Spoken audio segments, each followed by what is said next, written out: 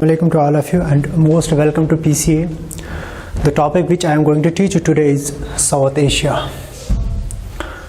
Yes, before moving to the topic, I want to tell you something.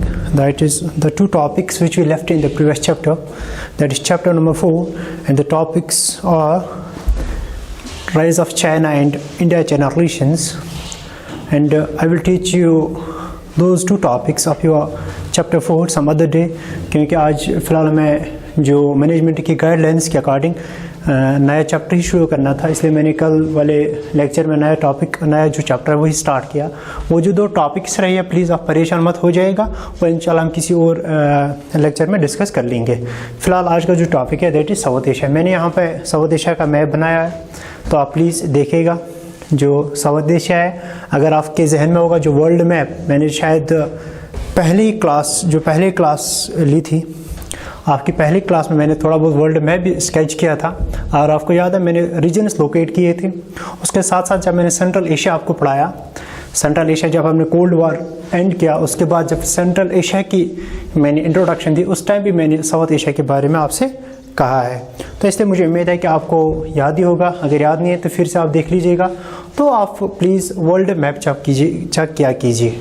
हाँ, जो suggestion ये है कि जहाँ जो आपका स्टडी रूम है, प्लीज़ आप किसी भी वॉल पर, मोस्टली जो आपके फ्रंट फेसिंग वॉल है, तो आप उसी पे मैप प्लीज़ लगा के रख लीजिएगा. तो आपके पास वर्ल्ड मैप भी होना चाहिए, political as well as physical, और इंडिया मैप भी होना चाहिए, इंडिया का मैप भी होना चाहिए. तो जब आप बार बार देखोगे तो वो चीज़ें फिर जहन में रहती है. तो आप ये साउथ एशिया मैंने यहाँ पर बनाया है. जो साउथ एशिया है ये किस किस कंट्री का बना है, that means the region it consist the countries like India भी इसी में आ जाता है. और नीचे मैंने श्रीलंका बनाया है, शायद पूरा एपियर नहीं होगा, तो श्रीलंका यहाँ पर है. मैंने थोड़ा ऊपर ही बनाया है क्योंकि सब कुछ कैच करना होता है कैमरा में. तो यहाँ से अगर लेफ्ट साइड से देखोगे तो मैंने मालदीव्स बनाया है, मैंने इसको ऊपर फिर से बनाया, लक्षद्वीप की जगह बनाया. तो इस is only to make you understand, otherwise इसकी जो एग्जैक्ट लोकेशन है वो थोड़ा नीचे है. प्लीज़ आप इस जहन में रख लीजिएगा, कंफ्यूज नहीं होना. तो यहाँ पे मैंने आप देख लीजिए नेपाल है, भूटान है, तो भूटान है, नीचे जो है बांग्लादेश है, और यहाँ से पाकिस्तान है, और अफगानिस्तान है. हाँ, जो अफगानिस्तान है, बहुत सारे ऐसे स्कॉलर्स हैं जो इसको ईस्ट एशिया में, सॉरी सेंट्रल एशिया में कंसिडर कर लेते हैं. हाँ, कुछ स्कॉलर्स इसको ईस्ट एशिया में भी कंसिडर कर लेते हैं, कुछ स्कॉलर्स इसको सेंट्रल एशिया में कंसिडर कर लेते हैं, लेकिन लार्जली अगर हम देखेंगे स्कॉलर्स इसको साउथ एशिया में कंसिडर कर लेते हैं. इसी तरह से अगर हम म्यांमार की बात करेंगे, कुछ ऐसे स्कॉलर्स हैं जो बहुत कम ऐसे स्कॉलर्स हैं जो इसको साउथ एशिया में कंसिडर कर लेते हैं, लेकिन मोस्ट ऑफ द स्कॉलर्स को किसमें इंक्लूड करते हैं, साउथ ईस्ट एशिया में. आपको पता ही है इंक्लूड कर लेते हैं, मंगोल्स. तो मंगोल्स में हमने पिछले जो 3 लेक्चर्स थे तो हमने चंगेज़ खान पे किए हैं, उसका कैरियर देखा है, साउथ एशिया एंड उसके करियर में किस तरह से साउथ एशिया में आ जाता है. हाँ, हमें नहीं पढ़ना है, सिलेबस में नहीं है, लेकिन रीजन में है. सिलेबस से हम एक्सक्लूड जरूर कर सकते हैं, लेकिन रीजन से एक्सक्लूड नहीं कर सकते, क्योंकि it's contained in the South Asia. हाँ, अब जो साउथ एशिया की जो टोटल कंट्रीज है, 1 is India, 2 is Nepal, Bhutan 3rd, Bangladesh 4th one, Sri Lanka 5th one, Maldives 6th one, Pakistan 7th one, and Afghanistan 8th one. वो सब 8 कंट्रीज़ जो हमें सार्क में दिखती है. जो सार्क में कंट्रीज, जो मैंने कल भी बोला कि सार्क में दिया, और 8 कंट्रीज द सार्क, तो वही 8 countries together constitute the South Asia. हाँ, प्लीज़ मैं फिर से देख लीजिएगा किस कंट्री की लोकेशन कहाँ पर है. अगर हम एक्सटेंड देखेंगे, ये साउथ एशिया कहाँ से शुरू हो जाता है, क्या क्या बाउंड्रीज है. जो नॉर्थ में अगर हम देखेंगे, नॉर्थ में अगर हम देखेंगे तो it is separated from the northern part of the Asia by the Himalayas, by the lofty mountains of Himalayas. तो हिमालयाज इसको सेपरेट करते हैं नॉर्थ से. अगर हम देखेंगे कहाँ से, वेस्ट से डिफाइनेड बाउंड्रीज नहीं है. वेस्ट से इसके अगर देखेंगे अच्छी तरह से डिफाइनेड बाउंड्रीज नहीं है, जैसे नॉर्थ में है, जैसे नॉर्थ की साइड से है या साउथ की साइड से है. तो इस तरह की बाउंड्रीज ना वेस्ट में आपको मिलेंगे और ना ही ईस्ट में मिलेंगे. इसीलिए क्या होता है, कुछ स्कॉलर्स म्यांमार को साउथ ईस्ट एशिया में कंसिडर कर लेते हैं, और कुछ स्कॉलर्स म्यांमार को साउथ एशिया में कंसिडर कर लेते हैं, because the boundaries here are not defined well, क्योंकि यहाँ जो बाउंड्रीज है वो अच्छे से डिफाइन नहीं की गई है। और जो साउथ में है, साउथ में जो इसकी बाउंड्री है वो इंडियन ओशन है, तो ऑब्वियसली तो क्लियरली डिफाइंड बाउंड्री है। जो साउथ बाउंड्री है, southern boundary of the South Asia is the Indian ocean. और आपको वेस्ट में यहाँ से ईस्ट में बे ऑफ बंगाल भी इसकी बाउंड्री कंसिडर कर सकते हो। It is actually lies in the, sorry हम ईस्ट की बात कर रहे हैं, ईस्ट में बे ऑफ बंगाल है, तो actually this lies in the north east region. अगर वो नॉर्थ ईस्ट की बात करें कि इसकी जो बाउंड्री है it is made by the Bay of Bengal. तो वेस्ट की बात करेंगे, actually it's the south west, it's the Arabian Sea, it is the Arabian C.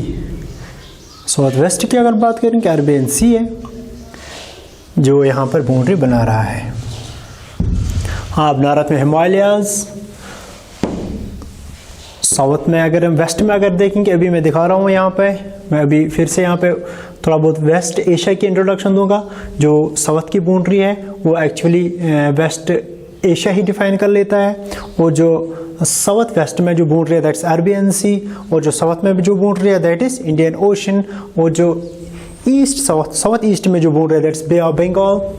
East में डिफाइंड बाउंड्री नहीं है, और जो नॉर्थ में बाउंड्री है दैट इज हिमालयाज। अगर आप देखोगे नॉर्थ वेस्ट में अगर बाउंड्री है, this is the emu river और इमू दरिया जिसको कहती है, एंड दिस इमू दरिया runs parallel to the borders of Tajikistan and Afghanistan and feed to the Oral Sea। Oral Sea आपको याद ही होगा। Oral Sea अगर हम देखेंगे जो सेंट्रल एशियन कंट्रीज़ है, कंट्रीज़ ऑफ उज़्बेकिस्तान, तो इन्हीं के साथ ही है वहीं पे। तो सेंट्रल एशिया में Oral Sea है, तो ये वहीं दरिया चला जाता है। तो this makes the boundary in the northwest region, so the area included to the south of the Himalaya and north of the Indian Ocean and to the west of the Myanmar and to the east of the West Asia is referred as South Asia। इसी को South Asia कहते हैं। Also we can also say the region which is made or constituted together by the 8 countries, namely India, Pakistan, Afghanistan, Nepal, Bangladesh, Bhutan, Sri Lanka और Maldives is referred as South Asia। इसी को हम South Asia कहते हैं। हाँ, अगर हम east में देखेंगे, चाइना साउथ एशिया में नहीं आ जाता है। हाँ, इसकी कुछ अगर हम देखेंगे ऑटोनॉमस रीजन जो है हमारे JNK में, दैट्स अक्साई चीन जिसको कहते हैं। अक्साई चीन चाइना का ऑटोनॉमस रीजन है, वो एशिया में लोकेटेड है, लेकिन ये डिस्प्यूटेड है। लेकिन इस वजह से हम ऐसा नहीं कह सकते कि China is the part of the South Asia, because it has got its autonomous region inside the South Asia और in the Jammu and Kashmir. लेकिन ऐसा नहीं कह सकते क्योंकि डिस्प्यूटेड एरिया है। जब ये डिस्प्यूटेड एरिया है तो हम इसको चाइना का एरिया नहीं कह सकते। तो हमारा क्लेम रहेगा कि हमारा है, और चाइना का क्लेम रहेगा कि चाइना का है। तो अक्साई चीन अगर यहाँ पर है, अक्साई चीन की वजह से ऐसा नहीं कह सकते कि चाइना जो है that's the part of the South Asia नहीं। लेकिन ये ज़रूर एक ग्रेट इन्फ्लुएंस है साउथ एशिया में, ये एक ग्रेट इन्फ्लुएंस है साउथ एशिया में। इसकी जो फॉरेन पॉलिसीज़ रहती है बहुत ही इम्पैक्ट कर लेती है साउथ एशिया को, इवन कि इसकी इकोनॉमी भी इम्पैक्ट कर लेती है साउथ एशिया को। अगर आप देखोगे अभी जो रोड एंड बेल्ट इनिशिएटिव है उससे भी बहुत इम्पैक्ट पड़ा है। आपको याद होगा जो लास्ट ईयर 2019 के राउंड नहीं, जो last year in the before 2019 जो गलवान वैली जो डिस्प्यूट हुआ था यहाँ पर भूटान में, तो आपको याद ही होगा। इसी तरह से अभी नेपाल में भी इसका बहुत ही इन्फ्लुएंस हो रहा है। तो इसी तरह से आप आगे आगे पढ़ोगे कि इसका बहुत ही ग्रेट इन्फ्लुएंस रहता है इस पूरे रीजन में। और साथ साथ में अगर किसी और रीजन का इन्फ्लुएंस यहाँ पर है, खाली 2 स्टेट्स है, 2 कंट्रीज है जिनका इन्फ्लुएंस ज़्यादातर आपको मिलेगा इस साउथ एशिया में। First is the China and second is the USA। China और यूएसए का इन्फ्लुएंस आपको मिलेगा इस वाले रीजन में। अदरवाइज जो भी एक्सटर्नल पावर्स हैं उनका इन्फ्लुएंस बहुत ही कम है या निग्लिजिबल कह सकते हैं। लेकिन ये 2 जो पावर्स हैं इनका इन्फ्लुएंस बहुत ज़्यादा है। रशिया का इन्फ्लुएंस भी उतना नहीं है जितना इन दोनों का इस वाले रीजन में है। अब जो चाइना कहाँ पर किस चीज़ में इंक्लूड किया जाता है, किस रीजन में, एशिया के किस रीजन में इंक्लूड किया जाता है, it's include in the East Asia. East Asia में चाइना को रखा जाता है ईस्ट एशिया में, इसलिए जो eastern boundary of this South Asia is made by the East Asia. और ईस्ट एशिया में क्या क्या मिलेगा आपको, चाइना मिलेगा, जैसे कंट्रीज ऑफ चाइना मिलेगा, Taiwan is there, Japan is there, North Korea is there, South Korea is there, this are the actually the countries. वो कंट्रीज है जो ईस्ट एशिया में इंक्लूड की जाती है, इसलिए चाइना भी ईस्ट एशिया में इंक्लूड किया जाता है, not in the South Asia. हाँ रिमेंबर, वो जो यहाँ से आपको जो वाला ये वाला रीजन मिलेगा, बे ऑफ बंगाल के डायरेक्शन में रीजन मिलेगा, जिसको साउथ ईस्ट एशिया कहा जाता है, वो यहाँ से आपको मिलेगा साउथ ईस्ट एशिया। आपको याद ही होगा जब मैंने आपको आसीन पढ़ाया था, जब मैंने आपको association of south east Asian countries वो मैंने आपको अच्छे से पढ़ाया, उस टाइम मैंने आसीन की सारी जो मेंबर्स है वो मैंने आपसे शेयर किए, मैंने आपको सिखाया क्या क्या में कितने मेंबर्स हैं। तो वही members they together constitute the south East Asia, जैसे इंडोनेशिया, जैसे मलेशिया, जैसे थाईलैंड है, एक्स्ट्रा ये जो कंट्रीज़ है जैसे सिंगापुर, ये सब कंट्रीज़ मिला के क्या साउथ ईस्ट एशिया बनाती है। वो जो नेक्स्ट रीजन है एशिया का, फिलहाल हमने 3 रीजन देखे एशिया के, एक तो हमने साउथ एशिया देखा और थोड़ा बहुत ईस्ट एशिया देखा और साथ में ही थोड़ा बहुत साउथ ईस्ट एशिया देखा। अब वेस्ट एशिया जो है वेस्टर्न साइड से है, इस साइड से है, और वो कहाँ से शुरू हो जाता है। अगर आपको याद होगा जब मैंने आपको यूरोपियन यूनियन पढ़ाया था, उस टाइम मैंने आपको बाउंड्रीज यूरोपियन यूनियन की बोली थी, हमने बाल्कन स्टेट्स भी पढ़े थे, तो उस टाइम भी आपको मैंने शायद पढ़ाया होगा कि जो तुर्की है, तुर्की के 2 पार्ट्स हैं, एक है ईस्ट तुर्की और सेकंड इज वेस्ट तुर्की। जो वेस्ट तुर्की और ईस्ट तुर्की जो है, they are separated by strait that is called as Turkey strait, also referred as Istanbul strait और बॉस्फोरस स्ट्रेट। उस स्ट्रेट से ईस्ट और वेस्ट तुर्की को क्या किया जाता है, डिवाइड किया जाता है। उससे लेके that means the eastern part of the Turkey और उस इस्तांबुल और बॉस्फोरस स्ट्रेट और तुर्की स्ट्रेट से लेकर जो कि रीजन आपको किस साइड से मिलता है, ईस्ट साइड से मिलता है, वो एशिया में कंसीडर किया जाता है।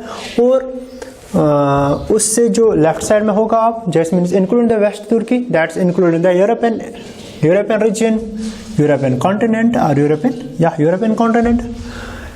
तो वो वाला रीजन जो इस्तांबुल स्ट्रेट से या तुर्की स्ट्रेट से आपको लेफ्ट साइड में मिलेगा, आपको राइट साइड में मिलेगा, ईस्ट साइड में up to the Afghanistan, that means South Asia तक, उसको वेस्ट एशिया कहा जाता है। और वो जो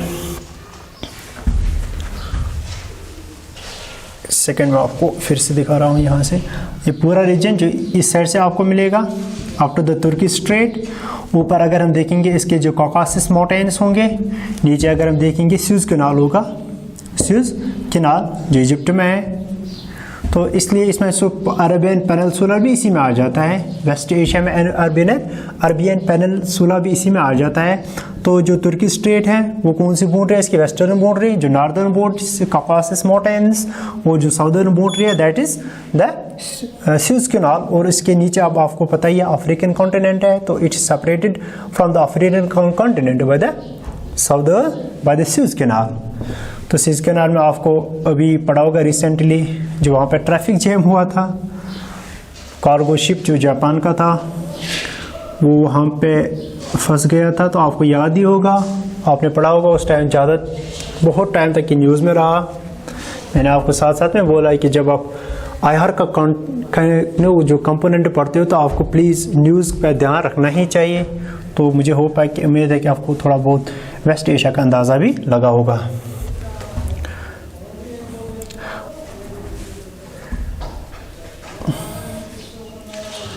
अब जो थोड़ा बहुत इंट्रोडक्शन देखेंगे इसकी, जो मैंने यहाँ पे लिख के रखा था, कुछ चीज़ें मैंने रख की, फिर से लिख रहा हूँ कि जो अभी साउथ एशिया है जिसको ये बाउंड्रीज डिफाइन कर लेती है, एक पर्टिकुलर रीजन बन गया है।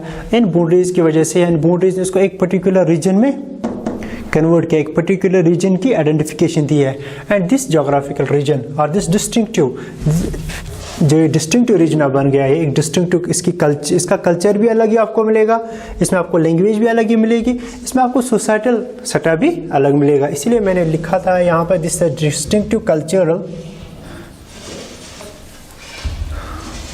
Cultural social and linguistic, social and distinctive cultural social and linguistic geographic reason.